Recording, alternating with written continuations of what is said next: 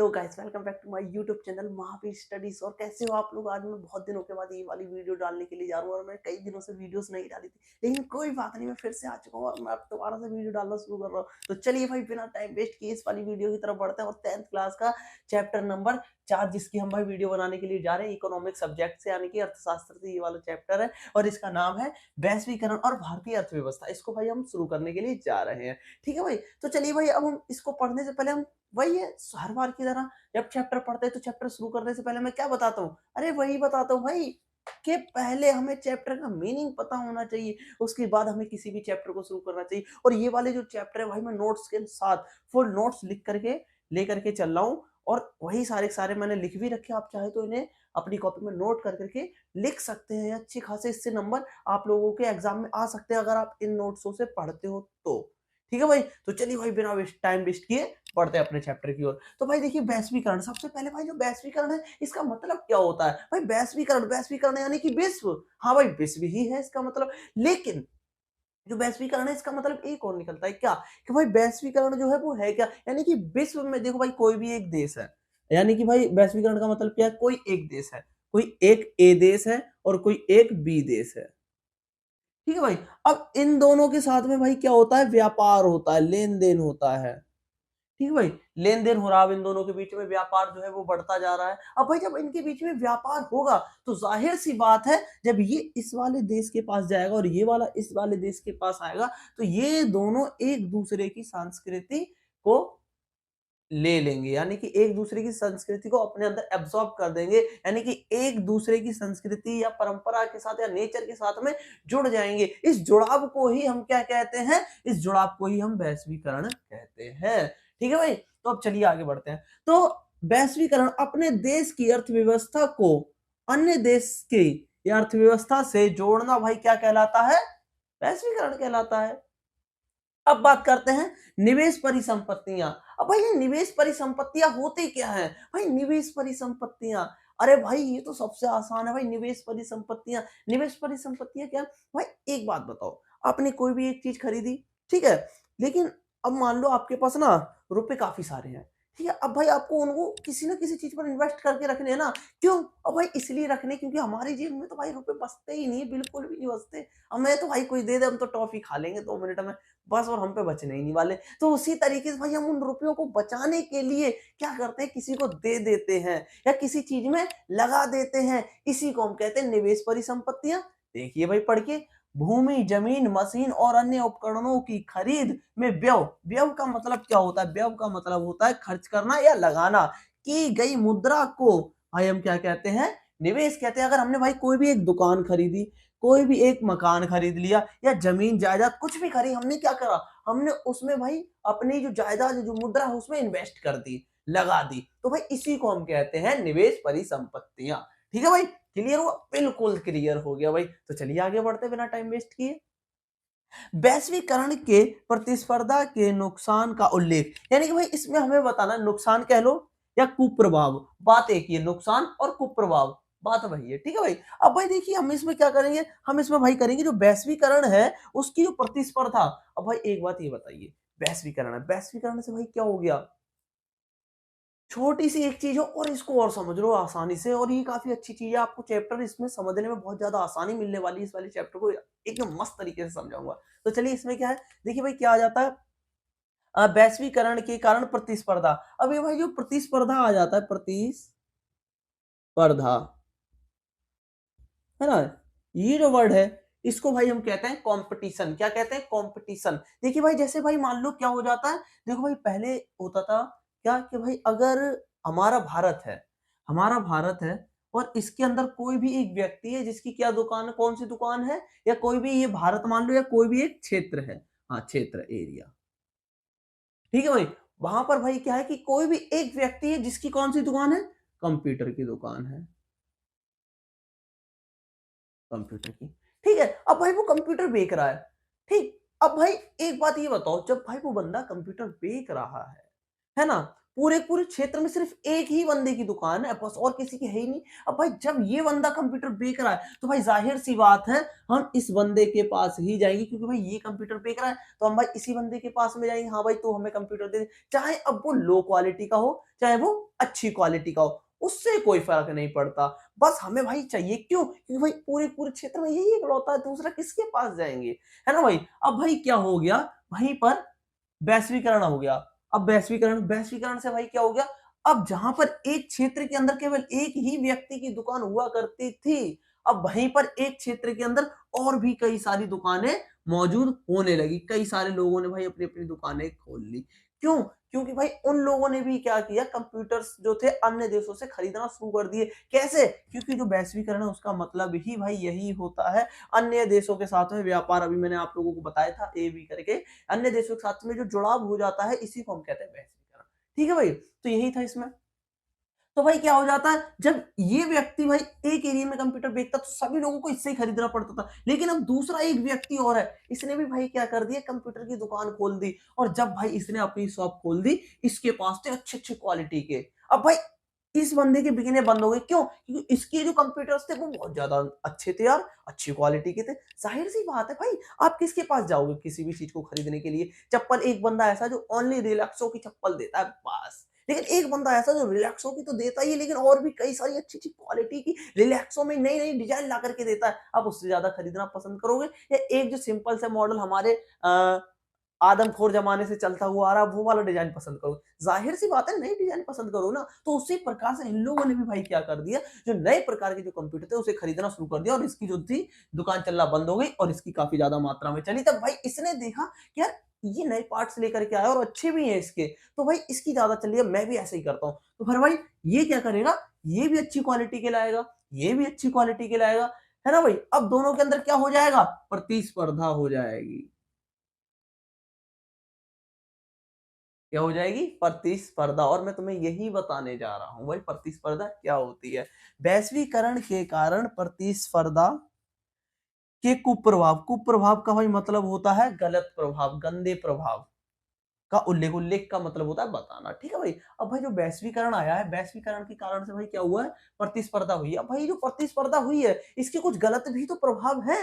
अब भाई वो गलत प्रभाव कौन कौन से उनके बारे में जान लेते हैं। देखिए भाई आइए, बड़ा ही अच्छा चैप्टर है, इंटरेस्ट के साथ पढ़ेंगे। आइए अब देखिए भाई क्या होता है, प्रतिस्पर्धा के कारण छोटे उद्योग जैसे बैटरी, प्लास्टिक, खिलौने, टायर आदि के उत्पादक पर बुरा प्रभाव पड़ा है। यानी कि भाई जब वैश्वीकरण हो गया है तो वैश्वीकरण से भाई क्या हुआ, जो छोटे मोटे जो उत्पादक थे प्लास्टिक का, बैटरी का इत्यादि कई सारे, इन पर बहुत ही गंदा प्रभाव पड़ा। कैसे भाई, एक बात बताओ, जहां पर ये छोटे मोटे फैक्ट्रियां थी, छोटे मोटे उत्पादक थे, अब वहीं पर भाई ये कोई प्लास्टिक बेचता है, तो कोई भाई बैटरी बेचता है, तो कोई कुछ और बेचता है, कोई कुछ और बेचता है। अब भाई एक ऐसी कंपनी है जिस जो इन सभी को एक साथ में बेचती है, सस्ते दामों पर बेचती है, कोई भी एक कंपनी। अब भाई जाहिर सी बात है लोग इससे ही खरीदेंगे, क्यों? क्योंकि सस्ते दामों पर बिक रही है। लेकिन इन विचारों का बिकना बंद हो जाएगा, तो ये एक प्रतिस्पर्धा का बहुत ही बुरा कारक है। अब भाई दूसरा क्या है, श्रमिकों की बेरोजगारी में वृद्धि, सॉरी मैं लगाना भूल गया हूं तो आप लोग लगा लेना। मैं वृद्धि, ठीक है भाई। जो श्रमिक है वो भी भाई अब बहुत ज्यादा मात्रा, और भाई श्रमिक किस चिड़िया का नाम, अरे भाई श्रमिक का मतलब होता है मजदूर। क्या होता है श्रमिक का मतलब, श्रमिक का मतलब होता है हाँ मजदूर। ठीक है भाई, श्रमिक का मतलब होता है मजदूर। अब भाई जो मजदूर है इनकी जो गरीबी हुई है या बेरोजगारी हुई है, इसमें बढ़ोतरी हो गई, किसके कारण, वैश्वीकरण के कारण। ये भी एक वैश्वीकरण का क्या है, कुप्रभाव। कुप्रभाव का मतलब क्या होता है, वही गलत प्रभाव, है ना भाई। अब श्रमिकों को ज्यादा घंटा काम कराया जाना तो आम बात ही हो गई थी। यानी जो श्रमिक है उनसे भाई ज्यादा समय तक काम कराना, ये तो एक सिंपल सी बात हो चुकी थी, अब ये कोई ज्यादा बड़ी बात नहीं रही थी। अब भाई ये टॉपिक चलो क्लियर हो गया, चलो अब दूसरे वाले टॉपिक पे बढ़ते हैं। कैसे भाई, अब कौन सा वाला टॉपिक है, वैश्वीकरण से लोगों के जीवन पर क्या प्रभाव पड़ा। हमने अभी पढ़ा कि जो वैश्वीकरण है उसके कुप्रभाव, कु यानी कि गंदे वाले प्रभाव। अब हम बात कर रहे हैं जो वैश्वीकरण है उससे लोगों के जीवन पर क्या क्या प्रभाव पड़ा। देखिए भाई, पहला जीवन पे क्या प्रभाव पड़ा? उपभोक्ता। उपभोक्ता कौन है? जैसे भाई एक व्यक्ति है ना भाई? अब ये क्या करता है? ये चीज़ों को उपयोग करता है, तो जो चीज़ों को उपयोग करता है उसी को हम उपभोक्ता कहते हैं। अगर ये चीज़ों का उपयोग करता है तो ये उपभोक्ता हुआ, है ना भाई? उपभोक्ता के सामने अधिक विकल्प आए। जो उपभोक्ता है उसके सामने अधिक विकल्प आए, कैसे आ गए? अरे भाई, ये कंप्यूटर वाला सीन याद करो जरा। कंप्यूटर में मैंने क्या बताया था, ये नए-नए पार्ट्स लेकर के आया था तो इसकी अच्छी दुकान चल रही थी, है ना भाई? अब भाई ये नए पार्ट्स लेकर के आया, तो किसका फ़ायदा हुआ? अरे हमारी तुम्हारी गरीब जनता की, जैसे ही तो भाई, जैसे हम गरीब हैं वैसे और भी कोई गरीब होगा, तो भाई उन्हीं का तो फ़ायदा होगा, यानी कि हमारा फ़ायदा होगा। लो क्वालिटी के जितने भी लोग हैं, लोअर क्वालिटी के हैं, सॉरी लवर कह रहा हूँ सॉरी भाई, लो क्वालिटी के जो गरीब लोग हैं, उनके बारे में बात कर रहा हूँ भाई। जो गरीब हैं, उनका बहुत ज़्यादा फ़ायदा होगा। कैसे? कैसे भाई? जो चीज़ उनको ₹20 में मिलती थी या मान लो ₹200 में मिलती थी, है ना? अब वही चीज़ उनको उससे भी अच्छी क्वालिटी में मिलती है, लेकिन कितने में? ओनली ₹100 में। तो क्या उन लोगों का फ़ायदा नहीं हो गया? भाई बहुत ज़्यादा फ़ायदा हो, तो नई चीज़ ऊपर से ₹100 कम में, सौ अ, सौ अ, 200 का पहले मिलता था और अच्छी क्वालिटी भी नहीं थी, अब ₹100 का मिलता है और अच्छी क्वालिटी। भाई ज़ाहिर-सी बात है उनका फ़ायदा होगा, तो ये लोगों के पास फ़ायदा हो गया। लोगों के पास पहला फ़ायदा क्या होगा? विकल्प चुनने की आज़ादी। विकल्प कैसे? कि भाई अब हम इससे भी ले सकते हैं, इससे भी ले सकते हैं। लेकिन पहले वैश्वीकरण नहीं था, तो सिर्फ़ इकलौता ये था, इससे ही लेना पड़ेगा, चाहे खराब दे, चाहे सड़ा दे, चाहे कैसा भी दे, लेना तो सिर्फ़ इससे ही है ना भाई? इस प्रकार से। अब भाई देखिए एक और आ जाता है, उद्योगों और सेवाओं में नए रोज़गार उत्पन्न हुए। उद्योग और जो सेवाएँ हैं, उनमें नए रोज़गार उत्पन्न हुए। तो उद्योग अर्थात फैक्ट्रियाँ और सेवाएँ, सेवाएँ अर्थात सरकारी कर्मचारी, ये सारी की सारी चीज़ें। इनमें भाई क्या हुए? रोज़गार लोगों को प्राप्त होने लगे, ज़्यादा मात्रा में। अब भाई कैसे? भाई अब भाई प्रतिस्पर्धा बढ़ी, तो प्रतिस्पर्धा जब ज़्यादा बढ़ी, तो फिर भाई क्या हो गया? भाई लोग बहस-बहस में, भाई मैं तेरे से आगे जाऊँगा, मैं तेरे से आगे जाऊँगा, तो फैक्ट्रियाँ खोलते चले गए, कंपनियाँ खोलते चले गए। भाई अब भाई कंपनियाँ खोली दिखावे के लिए तो खोली नहीं है, इसके अंदर भी तो नागरिक जाएँगे ना काम करने के लिए, इससे भी भाई लोगों को रोज़गार मिला है। अब उपभोक्ता को कम कीमत पर अच्छे उत्पादक मिलने लगे। ये मैंने आप लोगों को पहले ही बता दिया है। लोग पहले के मुकाबले अच्छा जीवन जीने लगे थे। ठीक है भाई? लोगों का जो जीवन था प्रतिस्पर्धा के कारण पहले से अच्छा हो चुका था। ठीक है भाई? हाँ। अ, हाँ, कैमरा चेक कर लिया जरा हमने, देखा चल रहा है नहीं, तो चलिए दोबारा बढ़ते हैं इधर की तरफ। अब भाई एक और टॉपिक है और ये लास्ट टॉपिक है, फिर अगला वाला जो भी कुछ है, वो हम सॉरी जो आगे का जो थोड़ा-सा बच रहा है, उसे हम नेक्स्ट पार्ट में कंप्लीट कर देंगे और बस चैप्टर खत्म। और ज़्यादा कोई बड़ा चैप्टर नहीं है, छोटा-सा चैप्टर है और मस्त चैप्टर है, इंटरेस्टेड चैप्टर है। वैश्वीकरण वैश्वीकरण बहुत छोटा-सा है ना भाई? और ये ऐसा नहीं कि भाई ये आप लोग सोच रहे हो कि 9वीं तक ही काम में आएगा, वो सॉरी 10th तक ही काम में आएगा। नहीं भाई, बिल्कुल भी नहीं है। 12th क्लास तक में वैश्वीकरण के ऊपर चैप्टर है ना भाई? तो चलो अब आगे बढ़ते हैं। अब विश्व व्यापार संगठन क्या है तथा इसके कार्य? यानी कि जो विश्व व्यापार है, इसका एक संगठन है और वो कौन-सा संगठन है और उसका कार्य क्या-क्या है, इसके बारे में बात करते हैं। तो भाई देखो, विश्व व्यापार जो संगठन है, उसको 2 भागों में बाँटा गया है, या सॉरी या हम कह सकते हैं विश्व व्यापार, हम इसके अंदर किसकी बात सॉरी हम इसके अंदर किसकी बात करेंगे? पहला विश्व व्यापार संगठन क्या है? दूसरी हम किसकी बात करेंगे? ई विश्व व्यापार जो संगठन है, इसके कार्य क्या है? तो सबसे पहले विश्व व्यापार जो संगठन है, उसके बारे में जानकारी ले लेते हैं। तो विश्व व्यापार जो संगठन है, इसका उद्देश्य व्यापार को उदार का मतलब होता है बढ़ाना।